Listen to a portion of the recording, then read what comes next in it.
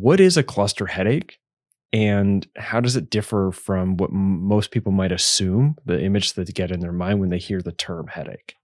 Okay. Yeah. Dealing with the term headache is something that we've had to deal with and fight against for many years because it really isn't a headache in the general sense. We like to call it an attack um, because it is really so brutal. The reason they're called cluster headaches is because they come in groups or clusters and then they can go away. 85% of the people with cluster headaches are called episodic, where they'll get a cycle or two every year, and then it goes away completely until the next one starts. And they're pretty much tied to the calendar. A lot of people start in the spring or in the fall, and then either have anywhere from like a 6 week to 3 month long cycle where they're going to be getting their number of attacks every day at the same time, usually every day. So if your cycle starts on Tuesday and you get an attack at 2 in the afternoon, you're going to have one at 2 in the afternoon every day until your cycle ends. So, and so there's good and bad to that. I mean, you can look forward to being in a lot of pain at 2 o'clock, so you can try to get some things done, but then you're looking forward to, and you know what's coming at 2 o'clock. Um, so it certainly leaves you a bit anxious and getting yourself ready to deal with it. It's a little similar to migraine in that it occurs on one side of the head. Some people, they'll switch from cycle to cycle on the right side, one cycle, and the left side, the other cycle, but they normally stay on that side throughout the entire cycle. The attacks last usually between 45 minutes and an hour and a half, but they can last up to 3 hours.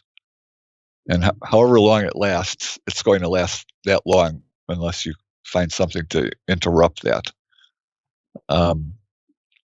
So people can kind of plan ahead as far as how long they're going to be out of commission. It's really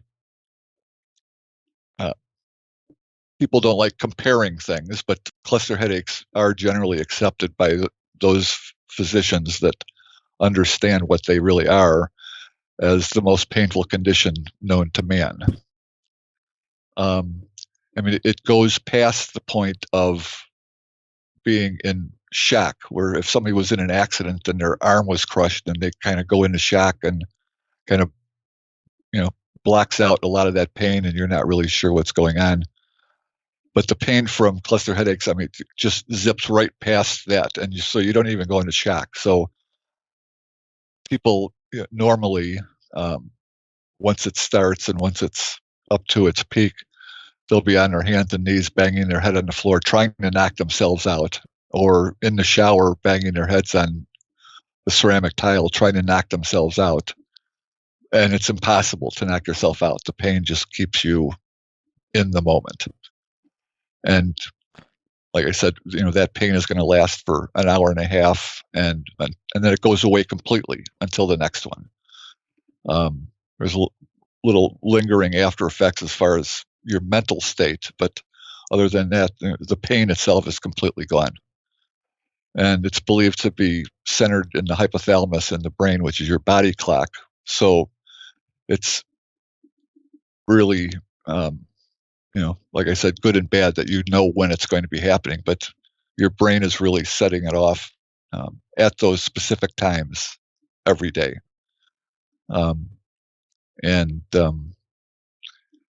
We've done there has been some research done on the level of pain that is involved, and people that took this survey compared their cluster headaches to other pain syndromes that they've had. No men were comparing, the pain level of the cluster headache to childbirth because they hadn't given birth to anybody, but women have compared it.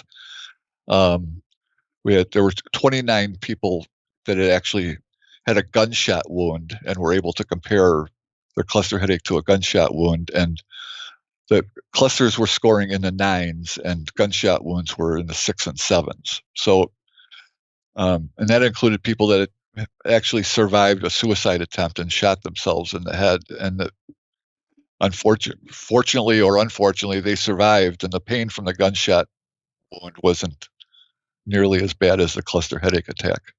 Wow. So they are called suicide headaches because the suicide rate is about 20 times the national average. So over the last 25 years, I've lost a lot of friends to cluster headaches.